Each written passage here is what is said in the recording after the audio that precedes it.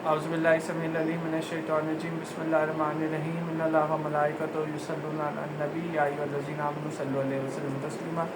الصلاۃ والسلام علیک یا سیدی یا رسول اللہ و علیک و صحبک یا حبیب اللہ الصلاۃ والسلام علیک یا سیدی یا رسول اللہ و علیک و صحبک یا نبی اللہ الصلاۃ والسلام علیک یا سیدی یا رسول اللہ و علیک و صحبک یا خیر خلق اللہ۔ السلام علیکم، welcome to a latest episode of صاحب بصیرت ود طیب افتخار۔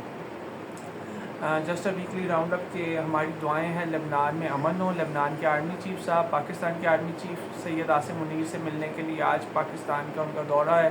اللہ کرے ان کی آرمی چیف سے، president of Pakistan, prime minister of Pakistan, جس سے ملاقات ہونی ہے وہ کامیاب رہے۔ پاکستان کے انٹیریئر منسٹر محسن نقوی صاحب بار بار ایران جا رہے ہیں، وہ دوبارہ ایران گئے ہوئے ہیں، وہ کرغزستان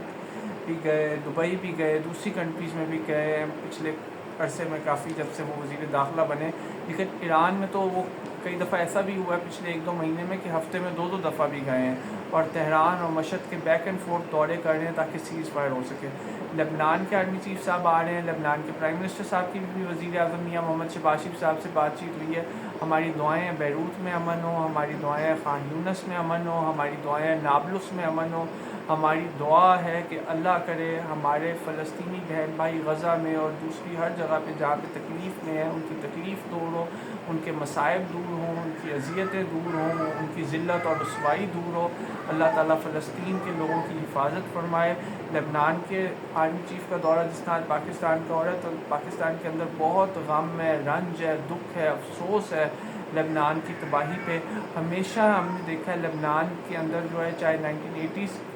کی فلسطین کی کانفلکٹ ہو، یا چاہے 2006 کا کانفلکٹ ہو، یا 2022 کا کانفلکٹ ہو، 2023 کا کانفلکٹ ہو، 2015 کا کانفلکٹ ہو، لبنان کے اندر فلسطین کی لڑائی کا فال آؤٹ کچھ نہ کچھ ہمیشہ آتا ہے، اور وہ بہت ڈیوسٹیٹنگ ثابت ہوتا ہے۔ اس وقت بھی لبنان کے ایک بہت بڑے ایریے پہ اسرائیل کے بار بار قبضہ کرنے کی بات ہو رہی ہے، ان کے قلعے پہ قبضہ کرنے کی بات ہو رہی ہے، جو ان کا ہسٹورک قلعہ ہے آٹومن دور کا،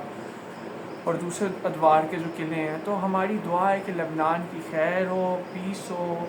پراسپیرٹی ہو، لبنان کا بھلا ہو، برما کے مسلمانوں کا بھلا ہو، یوکرین میں امن ہو، وینزویلا میں امن ہو، گرین لینڈ میں امن ہو۔ ہم تو امن چاہتے ہیں، اور یہ سب سے زیادہ تکلیف دہ بات یہ کہ مسلمانوں میں یونٹی نہ ہونے کی وجہ سے لبنان کے اندر ہم نے بہت زیادہ نقصان اٹھایا ہے۔ ہم نے جہاں فلسطین میں نقصان اٹھایا ہے، جہاں ہم نے سوڈان میں نقصان اٹھایا ہے یونٹی نہ ہونے کی وجہ سے، انفارچونیٹلی ہم نے لبنان میں بھی بہت دکھ اور تکلیف کاٹی ہے۔ تو اللہ کریم فلسطین کے مسلمانوں، لبنان کے مسلمانوں، ہمارے برما کے مسلمان بہن بھائیوں کے لیے آسانیاں فرمائے۔ پاکستان کی گورنمنٹ کی ایفرٹس کو کینیڈا کے پرائم منسٹر سمیت دنیا بھر میں لیڈرز نے اپریشیٹ کیا ہے۔ اللہ تعالیٰ ہمارے ملک کے عزت اور وقار میں اضافہ فرمائے، اور ہماری اپنی قوم جو مہنگائی کے ایک طوفان میں پھنس گئی ہے یہ 28 فروری 2026 کی جنگ کے بعد، تو ان پہ رحم فرمائے۔ رمضان لوگوں کے لیے بہت مشکل تھا، اسٹرگل بہت تھی، رمضان میں بہت مہنگائی ہو گئی، عید الاضحیٰ کے دنوں میں بہت مہنگائی ہو گئی، ابھی بھی وہ جو مہنگائی کا جن ہے وہ بوتل میں نہیں گیا، اور اللہ کرے امن ہو تاکہ دنیا بھر میں جو تکلیف عام آدمی کو اٹھانی پڑ رہی ہے وہ بند ہو، کیونکہ عام لوگ اس جنگ میں تیل کے مہنگا ہونے کی وجہ سے بہت زیادہ تکلیف اٹھا رہے ہیں۔ تو گوئنگ اسٹریٹ ٹو دا مین ہم سیلف، حمزہ بھائی ہیز بین ویری کائنڈ انف کہ وہ ہمارے لیے امپورٹنٹ ٹاپک لائیں۔ ایک بات میں کہنا چاہوں گا کہ جو لوگ ناردرن ایریاز کا دورہ کر رہے ہیں وہ لینڈ سلائڈنگ اور دوسری چیزوں کے معاملے میں محتاط رہیں، ٹریفک کے فلو کو دیکھ کے جائیں، اپنے کمیونیکیشن کے گیجٹس، اپنے کمیونیکیشن کے مینس کو سیکیور کر کے جائیں، فائنینشلی اپنے معاملات سیکیور کریں، اپنی وہیکلس کی کنڈیشن کو دیکھ کے جائیں، اور اس چیز کو میک شور کریں کہ ان کی وہیکلس سیف ہیں، ان کی جہاں ریزیڈینسز بک کرائی ہوئی ہیں وہ سیف ہیں، کیونکہ لوگ فیملیز کے ساتھ ٹریول کرتے ہیں۔ اور حمزہ بھائی اکثر کہتے ہیں کہ ناردرن ایریاز میں جانا چاہیے، لیکن آپ سیفٹی کے ساتھ جائیں، آپ پریکاشن کے ساتھ جائیں، آپ ویل پلانڈ جائیں، پلاننگ کے ساتھ جائیں، وہ ہونا چاہیے۔ اور جب گورنمنٹ کہہ دے کہ اب اس کے بعد آپ نے مڑی میں داخل نہیں ہونا، یا اس ٹائم سے اس ٹائم تک آپ نے سوات میں کسی بھی ایریا میں داخل نہیں ہونا، kindly do follow those instructions. وہ آپ کے ماں باپ کے، آپ کے بہن بھائیوں کے، آپ کی اولاد کے، آپ کے اسپاؤس کے ویل بینگ کے لیے کائنڈلی فالو دوز انسٹرکشنز۔ تو حمزہ بھائی آج کا ٹاپک آپ بتائیں۔ جی طیب بھائی، آج میں آپ کے لیے نا ایوا لانچ کے بارے میں انفارمیشن لے رہا ہوں کہ بیسیکلی ایوا لانچ کیا چیز ہوتی ہے۔ جیسے آپ کو پتہ ہے کہ جیولوجی کی اپنا زبان میں دیکھیں تو جو سطح زمین سے جو بھی جو چٹان ہے وہ تقریباً 3000 फुट जो ऊंचाई पे होती है उसे पहाड़ कहा जाता है, ठीक है। कुछ ऐसे पहाड़ होते हैं जिनकी जो चोटियाँ होती हैं ना वो सारा साल ना बर्फ़ से ढकी रहती है, जिनकी आप समझ लें कि जो ऊंचाई होती है ना वो तकरीबन 18,000 फुट से ज़्यादा होती है। अब जैसे कोह हिमालय है, कोह हिमालय के पहाड़ों में सबसे जो बड़ी चोटी है, ठीक है, वो एक तो K2 है, दूसरी ना आप कह रहे कि माउंट एवरेस्ट है, जहाँ पे ना अक्सर ना एवलांच आते रहते हैं। एवलांच आते रहते हैं। अब ये एवलांच होते गए हैं, ठीक है, इनका पर्पस क्या होता है और ये कितनी तबाही कर सकते हैं, उनकी स्पीड क्या होती है, हम इस चीज़ के बारे में बात करें। बेसिकली जो एवलांच होता है ना, वो जो बहुत ज़्यादा जो बर्फ़ होती है ना, जो स्मूथ किस्म की जो बर्फ़ होती है, वो पहाड़ की चोटी से जब नीचे गिरती है ना, तो उसकी रफ्तार ना तकरीबन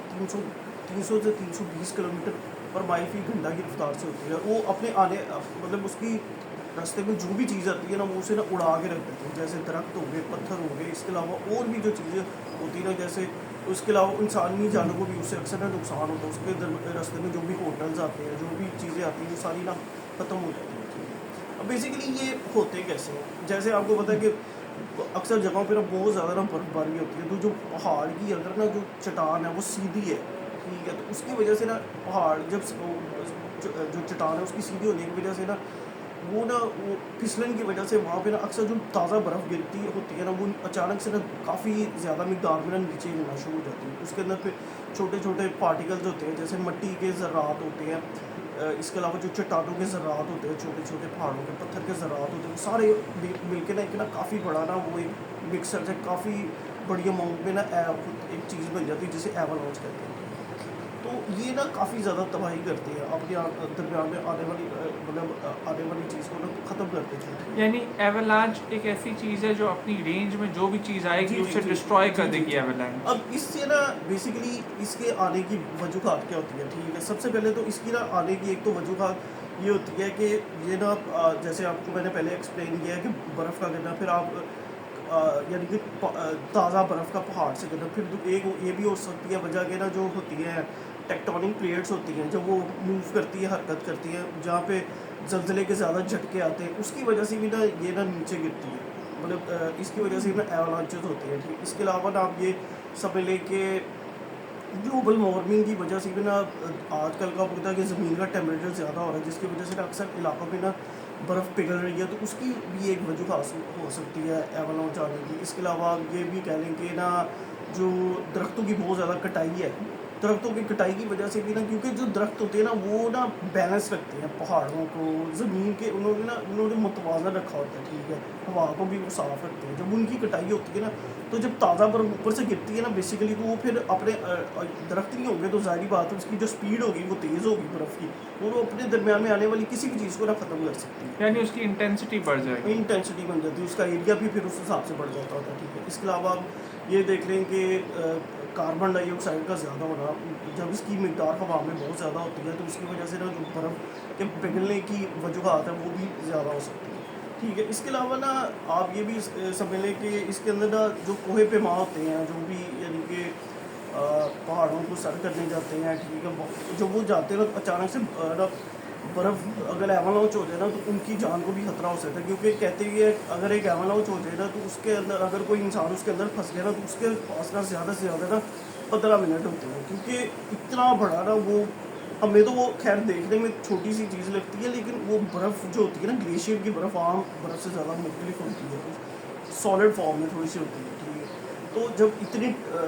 मनों के साथ किसी इंसान में बर्फ़ पड़ी होती है ना, तो अगर उसे फौरी तौर पे इमदाद ना मिले ना तो उसकी जान को ख़तरा हो सकता है, वो ज़्यादा से ज़्यादा ना उसके अंदर 15 मिनट ना कहते हैं कि ज़िंदा रह सकता है, ठीक है। तो जब ये ना एवलांचेस यानी कि आप समझ लें कि ये जब ज़्यादा होते हैं ना, ठीक है, तो इसकी वजह से अक्सर ना रोड्स भी बंद हो जाते हैं, ठीक है, रोड्स बंद हो जाते हैं, और ये ना अचानक ही होते हैं, क्योंकि अक्सर जगहों पे ना आप देखिए कि जब हम लोग ना जब कोई स्पोर्ट्स एक्टिविटी करते हैं ना इन पहाड़ों के ऊपर कोई भी, यानी कि आप समझ लें कि जैसे अक्सर ममालिक में ना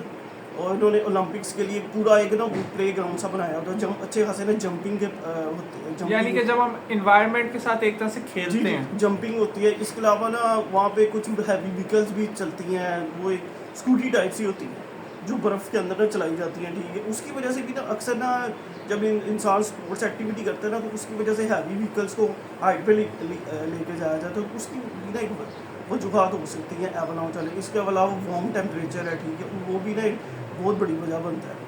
تو یہ جو ایوالانچ ہوتے ہیں نا بیسیکلی یہ نا ان کی یہ اچانک ہی آتے ہیں. ٹھیک ہے, ان کی کوئی نا ابھی تک کوئی ہم لوگوں نے ایسی ٹیکنالوجی نہیں بنائی کہ ہم میئر کر سکیں کہ یہاں پہ بھی ایوالانچ آنے والا ہے, کیونکہ نا یہ اچانک سے آتے ہیں. کیونکہ جب ایک پہاڑ ہوتا ہے وہ اس کے ویٹ کو نہیں سنبھال سکتا برف کے, تو برف آہستہ آہستہ نا وہاں سے نا سرکنا شروع ہو جاتی ہے. کیونکہ اس کی جو پہاڑ کی جو چوٹی ہوتی ہے نا وہ بیسیکلی اس کا اسٹرکچر ہی اس طرح سے بنا ہوتا ہے کہ وہ زیادہ دیر نا پہاڑ کی اس کی نا برف کو نہیں سنبھال سکتی. کیونکہ جہاں بہت زیادہ ہیوی برف باری ہوتی ہے نا, ٹھیک ہے, پھر یہ نا ایوالانچ وہاں آنا نا تقریباً آلموسٹ نا نارمل بات ہوتی ہے. ٹھیک ہے, لینڈ سلائڈنگ ہو جانا, پھر آپ کو پتہ ہے کہ جب نا یہ نیچے آتے ہیں تو اکثر جن سے جو آبادی ہوتی ہے اس کی جان کو بھی خطرہ ہوتا ہے. پھر اس کے علاوہ نا جو بھی وہاں نیچے جھیلیں وغیرہ ہوگی وہ بھی اکثر اس کی وجہ سے بند ہو جاتی ہے. ٹھیک ہے, اس کے علاوہ سیلاب آنے کا بھی اکثر نا خطرہ ہو سکتا ہے ان کی وجہ سے.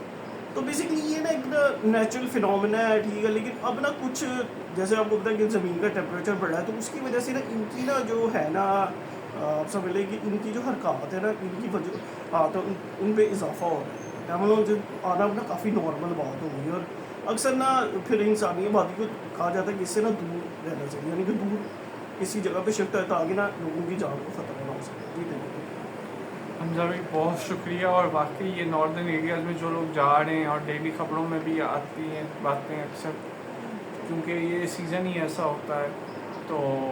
بس یہی ہے کہ احتیاط کریں. اور باقی وہ آپ نے جس طرح پہاڑ کا بتایا کہ ڈیفینیٹلی وہ تو ایک سرٹن پروسیس ہونا ہی ہے. لوگ اپنے ان پہ بس وہی ہو سکتا ہے کہ جو ود ان دا مینز احتیاط ہو سکے اس ٹائم پہ کریں. جب آپ پتہ ہے نا کہ جیسے جو بڑے بڑے پہاڑ ہیں جیسے K2 ہے, اس کے علاوہ ماؤنٹ ایوریسٹ ہے, اور بھی یعنی کہ دنیا میں بڑے بڑے پہاڑ ہیں, وہاں پہ اکثر جب طوفان وغیرہ آتے ہیں نا تو اس کی وجہ سے بھی نا یہ ایوالانچ کا خطرہ نا بہت بڑھ جاتا ہے. اور جو بھی کوہ پیما نا وہاں پہ جاتے ہیں پہاڑوں کو سر کرنے کے لیے تو ان کے پاس تو کوئی ایسی مخصوص جگہ بھی نہیں ہوتی, وہ بیسیکلی کیمپنگ کرتے ہیں. تو اکثر نا وہ اس کی وجہ سے بھی نا ایوالانچ کی وجہ سے نا ان کی جان کو بھی نا خطرہ ہوتا ہے, کیونکہ اکثر نا بہت زیادہ مقدار میں برف نا اس کے اوپر بھی آگے گر جاتی ہے. اور جہاں یہ ماؤنٹین کلائمبنگ بہت تھرلنگ ہے وہاں یہ ماؤنٹین کلائمبنگ, پیک کلائمبنگ, یہ ساری بہت چیلنجنگ ہے. جی جی. تو حمزہ بھائی بہت شکریہ. انشاءاللہ تعالیٰ العزیز آپ سے آئندہ بھی لرن کرتے رہیں گے, اور انشاءاللہ ہمیں مزید لوگ سبسکرائب بھی کرتے رہیں گے ڈیلی. تو دیٹس آل فار ناؤ. اللہ حافظ.